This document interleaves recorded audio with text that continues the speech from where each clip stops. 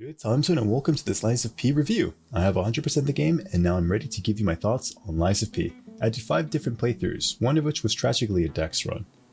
My morals! My beliefs! No! I do want to say that the footage in the review are mainly spoiler free. There are some awesome stuff in the game that I don't want to spoil. So the footage of the review is going to be about the first 3 areas of the game. So in Lies of P, you play as P, a special puppet that's awakened by this game's version of a firekeeper named Sophia. The game takes place in the city of Krot that hides many deep dark secrets. Robotic puppets have gone mad and attacked humans in the city. So you are traveling around Krot and the surrounding areas to unravel the mysteries of what caused this puppet frenzy. Let's start off with what I love the most about Lies of P. I absolutely love how this game calls out Dex users by name. No joke, this is like my favorite part about the entire game. I'm not a fan of Dex builds. Let's move on to what I like about the game. What I like about the game is the combat. The combat feels great once you get adjusted to how the game wants you to play it. It has the typical Soulsborne stamina-focused combat system. You can dodge and you can block, but the game really wants you to block and perfect guard attacks instead of dodging. So essentially, it's Sekiro combat in a Bloodborne-inspired setting. The perfect guard system has about half the parry frames of Sekiro, so perfect guarding in this game is technically harder, and the game revolves all around this perfect guard mechanic. So every time you get a perfect guard off, enemies build up stagger, and once their HP bar starts glowing, you can do a strong attack to break their posture and then open them up to a fatal attack. And perfect guarding also deals destruction damage to the weapons the enemy is using. Early to mid game, you can break boss weapons to make the fight considerably easier. I found that breaking weapons tends to be harder in the late game since enemy types change, and I suspect that endgame bosses have unbreakable weapons. A super cool feature in Lies of P is the weapon assembly system. You can take the blade of different weapons and attach them to different handles and create an entirely new weapon. The weapon damage and the damage type come from the blade, and the stat scaling and the moveset comes from the handle. You can also use cranks that you find throughout the game to change the scaling of the weapon you created to better fit your build. Both the blade and the handle have their own special ability called Fable Arts. Fable Arts are the same thing as weapon arts in Dark Souls. Be sure to use the Fable Arts in your playthrough though. Some of these got buffed, and they have more hyper armor, so Fable Arts are a lot more useful now. This system has a great amount of potential for innovation. I do hope that the developers continue to iterate on the system. On to armor. So armor sets are all entirely cosmetic in Lies of P. All the defensive stats come from your defensive parts that you find throughout your playthrough. You can cycle them out when you need to prepare for specific fights. So if you're going to be fighting an enemy that has a certain type of damage, you can cycle in parts that give you higher defensive stats against that specific type of damage. And this is so cool because this allows you to be very fashionable and allows you to customize your character to look how you want it to look and not bound to the stats of an armor set. So this is great because it lets you focus on fashion. And as we know, fashion souls, best souls. The NPCs in the game are actually pretty interesting. They have their backstories that feed into the story of Krot and the greater lore of the game. Learning about these characters through side quests was pretty satisfying. They all had personalities and they had motivations for being in the city and for what they do. It was really cool to see these characters be, at least to a certain degree, memorable in my playthrough. While I liked most of the NPCs and side characters, there was one specific character that I could not stand, and that was Giuseppe. He's always asking to be a good boy, and when he does that, I have this overwhelming desire to be such a horrible person just to spite him. Maybe because I think then he'll say, I've been a bad girl, and I need to be punished. I swear I don't have daddy issues at all. Right, so we covered the stuff that I liked about the game. Now let's move on to stuff that I'm kind of meh on. The first one is bosses. They have a great design. Some of them have amazing details and a cool factor or creativeness to them that I can appreciate. Even the bosses that don't have an interesting design tend to have like a really awesome cutscene to introduce them. I found most of the boss battles to be alright. A few had some awesome cutscenes and designs. Unfortunately, there was 3 boss battles that were some of the worst fights I've ever experienced in a Souls-like game. You'll know these bosses when you reach these fights. It was overall a mixed bag for me. Once you get the timing down of their attack patterns, most of the bosses have a satisfying flow to them, but at the same time, learning those attack patterns can be very frustrating because of 2 main factors: the boss being a bit too big to see certain attacks, and the perfect guard mechanic. There was only one boss fight in the entire game that I felt was truly an incredible fight. And when you get to this fight, you'll know. It was the only boss fight that was seriously testing your mastery of the game's mechanics. There was no gimmick to the fight and no NPC summon. It was just you and the boss at the culmination of the game's events. I ended up using the NPC summon feature a lot to deal with the bosses. I didn't really feel like these boss battles were respecting my time, and I just really wanted to get through the area and see what surprises the next area will hold and twists and turns the story will be taking. Legion arms are a cool idea and very reminiscent of Sekiro's prosthetic tools. It's super awesome, but ultimately I found them useless because of how much they weigh. And if you're doing a motivity build, motivity is the game's version of a strength build. A lot of motivity weapons are already heavy. In addition to your defensive parts, as well as the amulets that you equip, you'll be leaning on the heavier side through most of your playthrough if you end up using a Legion arm. And you ideally want to be under 60% weight as much as possible because your weight level affects negatively your stamina regeneration. And it's truly a bummer that Legion arms are so lackluster in my playthroughs. I do believe that Legion arms have such an amazing potential, and if this feature was more properly focused on, it would be wonderful.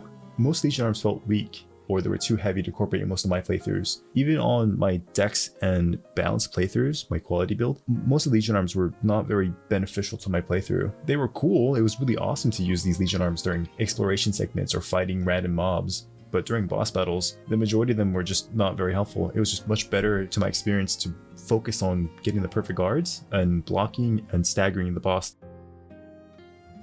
I was initially very excited to see what this line mechanic could do for the game and how it could alter your playthrough. It's not as a massive game changer as I personally would have liked. This is perhaps the only truly unique spin the game has incorporated that's not completely ripped off from Soulsborne and Sekiro. I want to go in depth on this mechanic, but doing so will spoil parts of the game, so please look forward to a future video on that topic. But for the purposes of this review, just know that the line mechanic does affect your playthrough, and there are cool little neat details in-game that show you how this mechanic affects you. Now, let's move on to the stuff that I don't like. The main thing about Lies of P that I do not like is the skill tree. To use a skill tree, you have to find quartz in the game. You have to slot that quartz into a skill tree node. There are 5 sections in total, and to unlock the next section, you have to invest into at least 2 nodes of that specific section. So you need 2 nodes in section 1, and then you have to get 2 nodes in section 2 to get section 3, and so on and so forth. Each quartz that you slot into your skill tree node gives you a passive bonus. And a lot of these passive bonuses really should have been part of the base kit as well. Like, for example, some of these bonuses are lower stamina consumption, having a stronger heal, having another charge to your healing item, increasing the duration of stagger, lowering the weapon consumption of burn attacks, increasing the speed that you can repair your weapon. A lot of this stuff really should not have been a part of the skill tree. Perhaps the most frustrating aspect about the skill tree is that there is only a limited amount of quartz you can get per playthrough, and some of these quartz are actually missable because they're locked behind specific missable quests. So it's unfair to a player that doesn't fully explore and doesn't choose the right skill nodes, because that leads to them not getting the right passives they need, or getting the passives that would help them through that playthrough, and in the end causes them to struggle more in the game unnecessarily. On top of all of this, the passive bonuses that you can get through the skill tree are vague. They don't give you clear and concise numbers or descriptions of what they do. You get an idea, like for example, one says this lowers the stamina consumption of your weapons, but it doesn't tell you how much it lowers the stamina consumption of a specific attack. I feel like that vagueness in the skill tree also doesn't help new players that are confused about the game's mechanics. And I don't like how the skill tree is handled. I feel like this really needs a lot more revamping to make it flow better with the game's mechanics and combat. The next thing I don't like about the game is still sort of tied to skill trees, but I wanted to give it a slightly separate section because this segment is about builds. I love gimmicky builds in Soulsborne games. I've done a bunch of wacky builds in Dark Souls 1, 2, and 3, and in Elden Ring, and even in Bloodborne, and so I was looking forward to Lies of P and see what kind of fun gimmick stuff I could do here. Unfortunately, it does seem pretty limited, and in order for you to grab certain items that are in late game, you have no real way of breaking the sequence to get to that late game area and grab the fun gear that you could use at the start of the game for a fun gimmick build. And I was hoping that the skill tree would remedy this to an extent, but as I said in the previous section, the skill tree is not good. It sucks, and it's a bummer because gimmick builds and challenge runs are a great way to get replayability out of the game. And I'm not super into New Game Plus in Soulsborne games and Souls-like because the New Game Plus feature doesn't really change anything meaningfully. Anytime I like the New Game Plus feature in a Souls-like game or in a Soulsborne game was in Dark Souls 2. So I really need co-op and build variety to get the most out of this game, and you only really need 3 playthroughs to get all the achievements. So after that, it was a bit hard for me to find a reason to play the game again. Alright, so here are my final thoughts. This game is definitely not Bloodborne. I've seen a lot of reviewers and a lot of fans of the game actively comparing this game to Bloodborne, even going as far as calling Lies of P a spiritual successor to Bloodborne. And I recognize that a lot of fans and reviewers have resonated with the game in a way that they resonated with Bloodborne and other FromSoft games. However, Lies of P is very much its own game. It's heavily inspired by FromSoft games, and that is a great thing because that has led them to do the research and gain a profound understanding of what appeals to FromSoft fans, whilst trying to add their own twist to their own game. Lies of P is truly one of the greatest Souls-like games out there. It has such a high quality to it that not many other Souls-like games have managed to reach. I've played Surge, the Surge 2, I've played Hellpoint, I've played Lords of the Fallen, the bad one, not the reboot. And out of all the Souls-like games I've played, Lies of P is truly the best one out there, at least so far. I like the game enough to put 100 hours in and collect all the achievements. I highly recommend that fans of the genre play this game when you can. To anyone that's interested in the game's design, in its atmosphere, in its artistic direction, I still recommend that you try it. Lies of P definitely deserves our support because the developers have shown that they're committed to delivering an experience that rivals FromSoft games. And from my perspective, I do really think that Lies of P has nailed what makes Soulsborne fun and engaging. And as I said before, they have truly done it better than the majority of their competition so far. Alright, here's the TLDR.